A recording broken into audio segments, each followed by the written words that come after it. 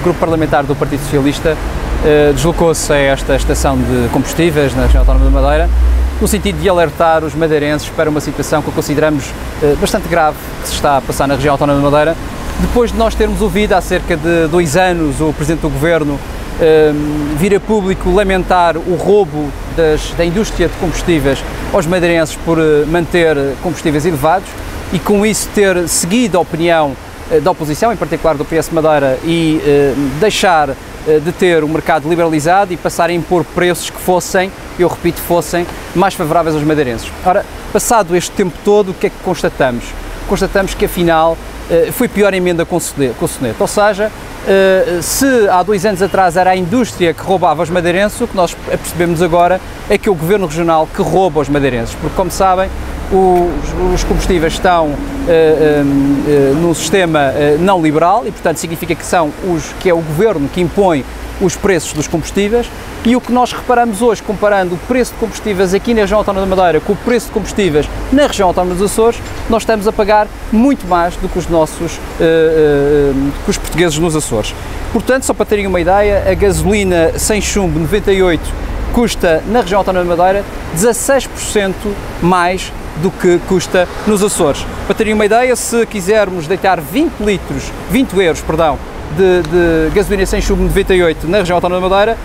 conseguimos comprar cerca de 13 litros desse mesmo combustível. Se tivermos essa iniciativa nos Açores, acabamos por comprar 16 litros desse combustível, mais 3 litros em apenas 20 euros de combustível. É um valor significativo. Mas a situação é mais grave quando falamos, por exemplo, no gasóleo agrícola, numa altura difícil para os agricultores, numa altura que depois do aluvião de 20 de fevereiro os diversos membros do Governo têm vindo a manifestar-se solidários com os agricultores, eis que os nossos agricultores pagam mais de 13% de gasóleo agrícola do que os portugueses dos Açores. Isto significa que 20 euros, mais uma vez, de gasóleo agrícola na região autónoma da Madeira dá para comprar 27 litros de gasóleo, na região autónoma dos Açores dá para comprar 31 litros de gasóleo mais 4 litros, ou seja, isto é absolutamente inadmissível e é incompreensível que um governo que se diz solidário com os madeirenses não tem nestas matérias tão importantes a mesma solidariedade. Mas para cúmulo de tudo isto, as famílias madeirenses deviam saber, e nós vamos informar, que, por exemplo, o gás que usam nas vossas casas, que usam nas casas todos os dias, custa na Madeira mais 55%